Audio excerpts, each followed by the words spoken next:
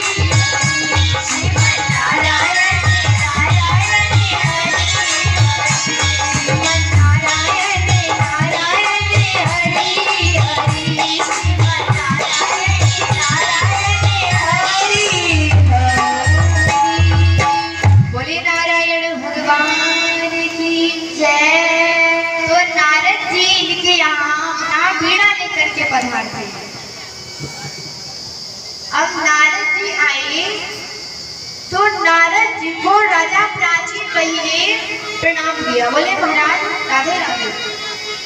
अब तो नारद जी कहने लगे, बोले राजन मैंने पापी तो बहुत देखे, परंतु तुम्हारे जैसा पापी नहीं देखा। बोले महाराज कैसी बात है कर रहे हो, हम तो अपने जीवन में यज्ञ पर यज्ञ करते हैं और आप कहते हैं कि आपके जैसा पापी नहीं देखा, क्या कह रहे हो आप?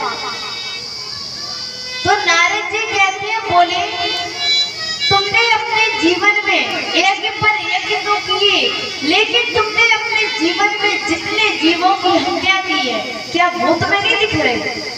बोले आकाश की ओर दृष्टि करो।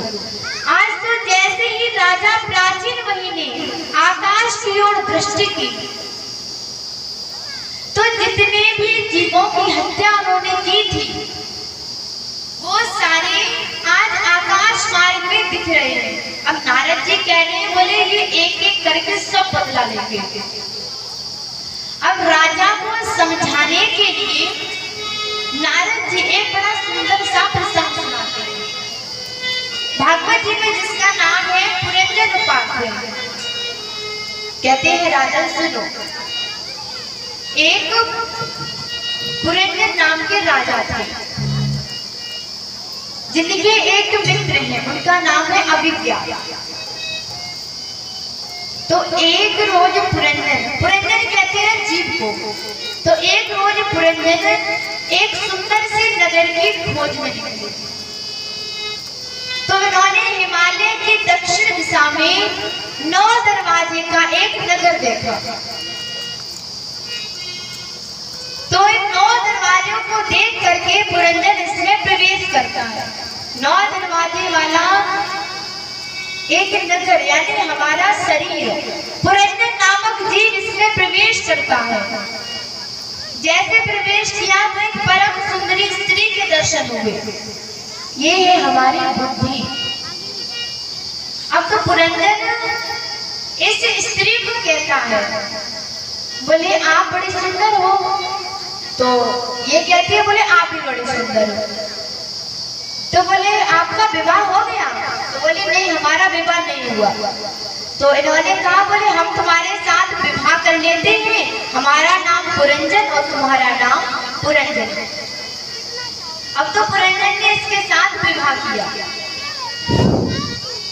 अब तो पुरंजन खाता तो पुरंजनी भी खाती, अगर वो कोई कार्य करे तो पुरंजनी भी वही कार्य करे। अब तो धीरे धीरे समय बीता। एक इधर एक जरा नाम की कुरूप कन्या है जिससे कोई विवाह नहीं करना चाहता। तो ये अपना विवाह करने के लिए स्वयं निकल पड़ती है। राजा चंडवेग के पास पहुंची। राजा चंडवेग ने अपने कुछ सेनापतियों को इसके साथ में भेजा। 360 कह लो या 365 365 गोरे और 365 काले।